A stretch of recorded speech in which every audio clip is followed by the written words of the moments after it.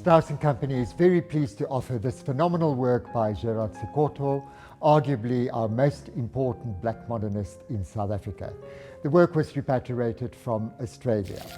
It depicts a woman with a bundle of dirty washing on her head, with a baby on her back and a young boy in her hands.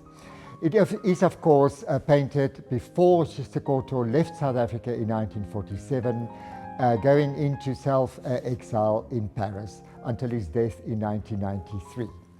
Sekoto was well known for depicting the new male worker on the Witwatersrand flocking to the mines, but there were hardly any positions for the women. They occupied such roles as domestic workers, as nannies, and also doing washing for the white people. This particular work will come under the hammer on the 27th of May 2025 at Strauss & Company.